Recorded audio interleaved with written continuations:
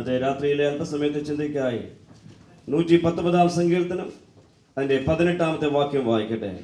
Psalms 119:18. നിന്റെ ന്യായപ്രമാണത്തിലെ അത്ഭുതങ്ങളെ കാണേണ്ടതിന് എൻ്റെ കണ്ണുകളെ തുറക്കണമേ. നിന്റെ ന്യായപ്രമാണത്തിലെ അത്ഭുതങ്ങളെ കാണേണ്ടതിന് എൻ്റെ കണ്ണുകളെ തുറക്കണമേ. നമ്മുടെ പുറമേയുള്ള കണ്ണുകൾ പലപ്പോഴും തുറന്നിരിക്കുക. എന്നാൽ കാണേണ്ടതുപോലെ കാണുവാൻ നമുക്ക് സാധ്യമായി തീർന്നിട്ടുണ്ടോ? എന്നാൽ ഇവിടെ സങ്കീർത്തനക്കാരൻ പറയുകയാണ്, 17, 18, 19 വാക്യങ്ങൾ ഒന്നിച്ച് ചേർത്ത് വായിക്കുകയാണ്. സങ്കീർത്തനക്കാരൻ പറയുന്നു, ഭൂമിയിൽ ഞാൻ പരദേശിയാണ്, ഞാൻ ജീവിച്ചിരിക്കേണ്ടതിന് എൻ്റെ അകക്കണ്ണിനെ ഒന്ന് തുറക്കണമേ. പരദേശി എന്ന് പറയുമ്പോൾ ഞാനും നിങ്ങളും കുറച്ച് നാളുകൾ പാർക്കുന്ന ഒരിടം മാത്രമാണ്. സ്ഥായിയായി ഒന്നും ഇല്ലാത്തതായ അവസ്ഥ. സ്വന്തം നാടിനെ കുറിച്ച് വാഞ്ചിയോടെ ഞാനും നിങ്ങളും ജീവിക്കുക. അതുകൊണ്ട് ബന്ധങ്ങളെയൊക്കെ താൽക്കാലികമായിരിക്കാം, ചിതറി പാർക്കുന്നതായ ഒരു അനുഭവം. അതുകൊണ്ട് ജീവിത സൗകര്യങ്ങളൊക്കെ വളരെ പരിമിതമായിരിക്കാം. അതുകൊണ്ട് സങ്കീർത്തനക്കാരൻ പറയുന്നത്, ഞാനിവിടെ പരദേശിയാണ്, ഏറിയാൽ 70 അല്ലെങ്കിൽ 80. ഇത് കഴിഞ്ഞ് എൻ്റെ കർത്താവിനോടുകൂടെ ചേർന്ന് ജീവിക്കേണ്ടവരാ. അങ്ങനെ കർത്താവിനോടുകൂടെ ജീവിക്കപ്പെടുവാൻ അതിന് ഒരുക്കുന്നതായ ചില ദിനങ്ങൾ മാത്രമാണ് ഈ ഭൂമിയിലെ ജീവിതമെന്ന് സങ്കീർത്തനക്കാരൻ നമ്മെ പഠിപ്പിക്കുക. അതുകൊണ്ട് ഇന്നെ കേൾക്കുന്ന ജീവിതങ്ങളെ നമ്മുടെ ജീവിതത്തെക്കുറിച്ച് ഒരു ബോധ്യത ഉണ്ടായിരിക്കണം. ഇത് ദൈവം തന്ന ആയുസ്സാണ്, ദൈവം തന്ന ആരോഗ്യമാണ്.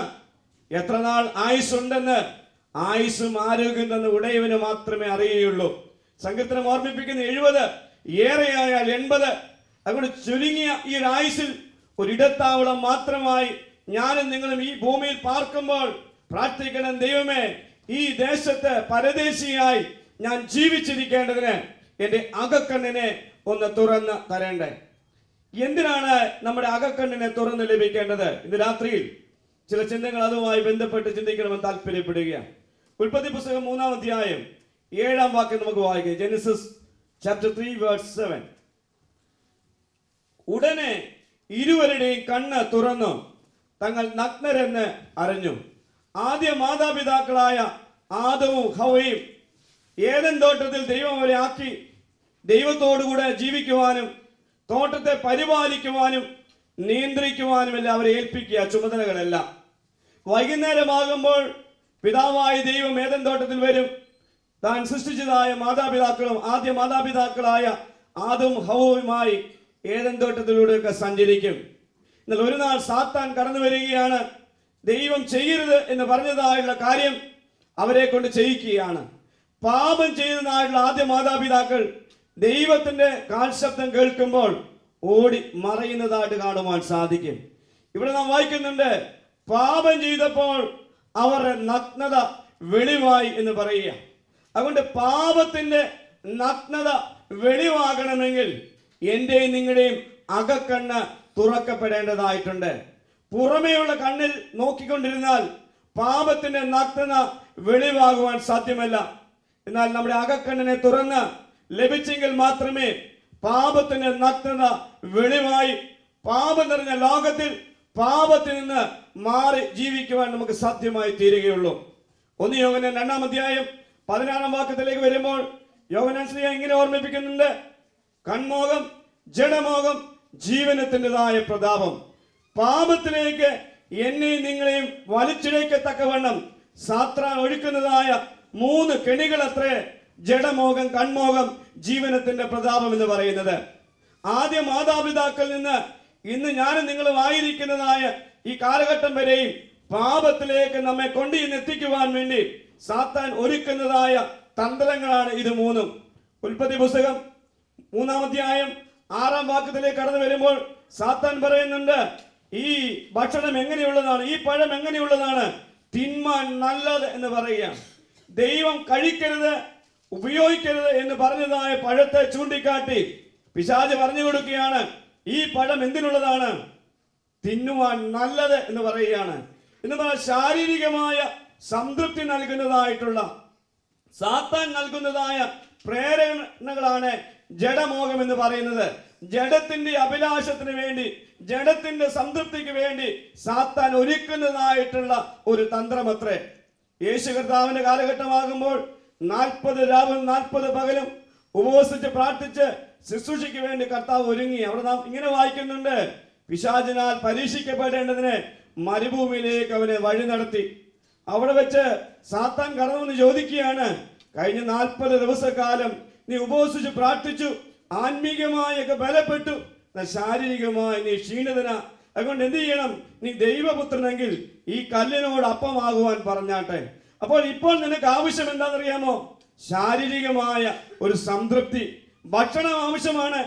ആ ഭക്ഷണം, ആ ശാരീരികമായ സംതൃപ്തി ജഡീകമായ താല്പര്യം കൊടുത്തുകൊണ്ട് ജഡത്തിന്റെ സംതൃപ്തിക്ക് വേണ്ടി പാപത്തിലേക്ക് കൊണ്ടുവരുന്നതായ സാത്താനെ കാണുവാൻ സാധിക്കും. എന്നാൽ ശത്രുവിന്റെ പക്കൽ നിന്ന് കർത്താവ് പരീക്ഷയിൽ നിന്ന് രക്ഷ നേടുന്നതായിട്ട് കാണുവാൻ സാധിക്കും. ആദ്യ മാതാപിതാക്കൾ വീണുപോയെങ്കിൽ ഞാനും നിങ്ങളും ഇന്ന് അറിഞ്ഞോ അറിയാതെയോ ജഡീകമായ സംതൃപ്തിക്ക് വേണ്ടി, ജഡീകമായ താല്പര്യങ്ങൾക്ക് വേണ്ടി തെറ്റല്ലെന്ന് തോന്നുമാറ് പലതും ക്രമീകരിച്ച് ഇന്ന് അറിയാതെ ജഡമോഹത്തിലൂടെ പാപത്തിൽ വീഴുന്നുണ്ടെങ്കിൽ ഇന്ന് രാത്രിയിൽ പ്രാർത്ഥിക്കണം, ദൈവമേ ജഡമോഹത്തെ കുറിച്ച് ഒരു വ്യക്തത തരത്തക്കവണ്ണം, എൻ്റെ പാപത്തിന്റെ വ്യക്തത വെളിവാകത്തക്കവണ്ണം എൻ്റെ അകക്കണ്ണിനെ ഒന്ന് തുറന്ന് തരണമേ. രണ്ടാമതോടെ പറയുകയാണ്, കൺമോഹം, കണ്ണിനുള്ളതായിട്ടുള്ള സ്വാധീനം, കാണുവാനുള്ളതായ ഭംഗി, കണ്ണുകളുടെ ദുർമോഹമാണ് കൺമോഹം എന്ന് പറയുന്നത്. ആദ്യം മാതാപിതാക്കളോട് പറയുന്നുണ്ട്, ഈ പഴം എങ്ങനെയുള്ളതാണ്? ഇത് കാണുവാൻ വളരെ ഭംഗിയുള്ളതാ, വളരെ മനോഹരമുള്ളതായി ഈ പഴത്തെ ഈ ശത്രു കാട്ടിക്കൊടുക്കുമ്പോൾ കണ്ണ് ആ പഴത്തിൽ ഉടക്കിയപ്പോൾ കണ്ണ് ഇഷ്ടപ്പെട്ടത് അത് സ്വായത്തമാക്കുവാൻ, നേടിയെടുക്കുവാൻ ശ്രമിക്കുന്ന മാതാപിതാക്കൾ പാപത്തിൽ വീണുപോകുകയാണ്. ഇത് തന്നെ യേശു കർത്താവിനോടും ശത്രു പറയുവാൻ താല്പര്യപ്പെടുകയാണ്.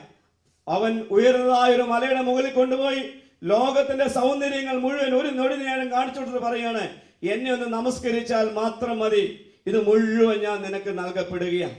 ഇന്ന് അറിഞ്ഞോ അറിയാതെ കണ്ണിലൂടെ നാം പാപത്തിലേക്ക് വീണുകൊണ്ടിരിക്കുക. ഇന്ന് ജഡത്തിനേക്കാൾ അധികമായി കൺമോഹത്തിലൂടെ അനേകർ പാപത്തിൽ നിന്ന് വീണ് നഷ്ടപ്പെട്ടു പോവുകയാണ്.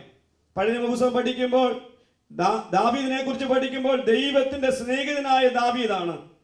ദൈവത്തിന് വളരെ ഇഷ്ടമുള്ളവനായിരുന്നു. ആട്ടിടയനായ ദാവീദിനെ രാജാവാക്കി വാഴിച്ചതായ ദൈവം. എന്നാൽ കാണുന്നുണ്ട്, അവന്റെ കൺമോഹം, അവൻ പാപത്തിലേക്ക് വീണു പോവുകയാണ്.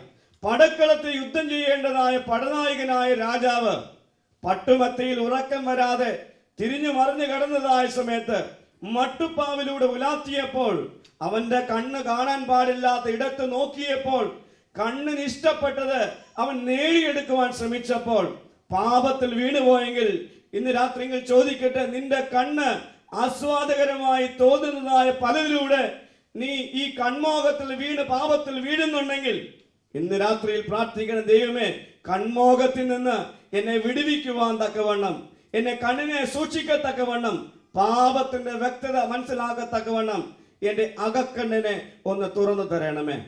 ഇത് നമുക്കറിയാം, ഇന്റർനെറ്റിലൂടെ, മൊബൈൽ ഫോണിലൂടെ, TV ദൃശ്യങ്ങളിലൂടെ, മാധ്യമങ്ങളിലൂടെ കണ്ണ് എവിടെ ആകർഷണമായി തീരുന്നുണ്ടോ ആ കണ്ണ് ആകർഷണമായി തീരുന്നതിലേക്ക് നമ്മൾ കൂടുതൽ സമയം ചെലവിടുകയാണെങ്കിൽ അറിയാതെ അതിലൂടെ പാപത്തിൽ വീണ് നഷ്ടപ്പെടുന്നതായ ഒരു ലോകത്തിലാണ് ഞാനും നിങ്ങളും ജീവിക്കുന്നത്. അതുകൊണ്ട് എപ്പോഴും ഈ കണ്ണ് കൺമോഹത്തിൽ വീഴുവാനുള്ളതല്ല, പിന്നെയോ തെറ്റെന്ന് മനസ്സിലാക്കി അതിൽ നിന്ന് മാറി സഞ്ചരിക്കുവാനുള്ളതാ. അങ്ങനെ ഒരു വ്യക്തത ഉണ്ടാകണമെങ്കിൽ ഈ അകക്കണ്ണ് തുറന്ന് ലഭിക്കേണ്ടതായിട്ടുണ്ട്. 3, ജീവനത്തിന്റെ പ്രതാപം. സ്വന്തം ജീവിതത്തിൽ നേട്ടം ലഭിക്കുവാൻ വേണ്ടി, പലപ്പോഴും പലതും നേടിയെടുക്കുവാൻ വേണ്ടി പാപത്തിലേക്ക് വീഴുന്നതായ അനേക ആളുകളെ കാണുവാൻ സാധ്യമാണ്. ആദ്യ മാതാപിതാക്കളോട് പറയുന്നുണ്ട്, ഈ പഴം നിങ്ങൾ തിന്നാൽ ദൈവത്തെ പോലെ ആകുവാൻ സാധ്യമാണ്. അപ്പോൾ അവർ പറയുന്നത് അങ്ങനെയല്ല, ഈ പഴം തിന്നാൽ മരിക്കുമെന്നാണ് ദൈവം പറഞ്ഞിരിക്കുന്നത്. അവൻ പറഞ്ഞു കൊടുക്കുക, മരിക്കുകയൊന്നുമില്ല, ജീവിക്കും. അത് മാത്രമല്ല, പിന്നെ ദൈവത്തെ പോലെ നിനക്കാകുവാൻ സാധ്യമായി തീരും. ദൈവത്തെ പോലെ ആകുവാൻ ഉള്ള ഒരു സാഹചര്യം കിട്ടിയാൽ ആരാ ശ്രമിക്കാതിരിക്കുന്നത്? അങ്ങനെ അവർ ശ്രമിച്ചു, പാവത്തിൽ വീണുപോയതായിട്ട് കാണുവാൻ സാധ്യമാണ്. യേശു കർത്താവിനോട് ഇത് തന്നെ സാത്താൻ പറയുകയാണ്. ദേവാലയത്തിന് കൊടിമുടി നിർത്തിയിട്ട് പറയുകയാണ്, നീ താഴോട്ടൊന്ന് ചാടിയാൽ മതി. താഴോട്ട് ചാടി വരുന്നതാണ് ചെറുപ്പക്കാരനായ ഒരു ശുശ്രൂഷയ്ക്ക് ഒരുങ്ങുന്നതായ ഒരാളെ ആയിരക്കണക്കിന് ആളുകൾ യേശുദേവൻ ദേവാലയ തിരുമുറ്റത്ത് നിൽക്കുമ്പോൾ ദൈവദൂതന്മാർ താങ്ങി താഴെ ഇറക്കി കൊടുക്കുകയാണെങ്കിൽ അതിനേക്കാൾ നല്ലൊരു പ്ലാറ്റ്ഫോം എന്താണ്? ഇന്ന് പലപ്പോഴും നമുക്ക് ശുശ്രൂഷിക്കണമെങ്കിൽ എന്തെങ്കിലുമൊക്കെ ഒരു പ്ലാറ്റ്ഫോം വേണം, എന്തെങ്കിലുമൊക്കെ സ്ഥാനം വേണം, എന്തെങ്കിലുമൊക്കെ ഒരു അധികാരം വേണം. വേദപുസ്തകം അങ്ങനെയൊന്നും പഠിപ്പിക്കാൻ ശ്രമിക്കുന്നില്ല. എന്നെ കേൾക്കുന്ന ജീവിതങ്ങളെ പലപ്പോഴും ജീവനത്തിന്റെ പ്രതാപം, സ്ഥാനമാനങ്ങൾ, അധികാരങ്ങൾ, പദവികൾ നമ്മെ ദൈവത്തിൽ നിന്ന് അകത്തുന്നുണ്ടെങ്കിൽ, അല്ലെങ്കിൽ ഇന്ന് നമ്മുടെ ജീവിതത്തെ പാപത്തിലേക്ക് നയിക്കുന്നുണ്ടെങ്കിൽ, എൻ്റെ ജീവനത്തിന്റെ പ്രതാപത്തിലൂടെ അല്ലെങ്കിൽ ജീവനത്തിന്റെ അധികാരത്തിലൂടെ, പദവിയിലൂടെ ഞാൻ പാപത്തിൽ വീഴുന്നുണ്ടോ ഇല്ലോ എന്ന് അറിയണമെന്നുണ്ടെങ്കിൽ എൻ്റെ അകക്കണ്ണിനെ ഒന്ന് തുറന്ന് നൽകപ്പെടേണ്ടതായിട്ടുണ്ട്. അങ്ങനെയാണെങ്കിൽ എന്താണ് പാപം എന്ന് പറയുന്നത്? 1 യോഹന്നാൻ 3-ാം അധ്യായം 4-ാം വാക്യത്തിൽ പറയുന്നു, സകല അധർമ്മവും പാപമാണ്. 1 യോഹന്നാൻ 5-ാം അധ്യായം 17-ാം വാക്യത്തിൽ പറയുന്നു, എല്ലാ അനീതിയും പാപമാണ്. ഉൽപ്പത്തി പുസ്തകം 2-ാം അധ്യായം 17-ാം വാക്യത്തിൽ പറയുന്നു, എല്ലാ നിയമ ലംഘനവും പാപമാണ്. റോമർക്കെഴുതിയ ലേഖനം 14-ാം അധ്യായം 23-ാം വാക്യത്തിൽ പറയുന്നു, ലക്ഷ്യം തെറ്റുന്നത് പാപമാണ്. എന്നെയും നിങ്ങളെയും ലോകത്തിലാക്കിയപ്പോൾ ദൈവത്തിന് നമ്മളിലൂടെ ഒരു പ്ലാനും പദ്ധതിയും ഉണ്ട്.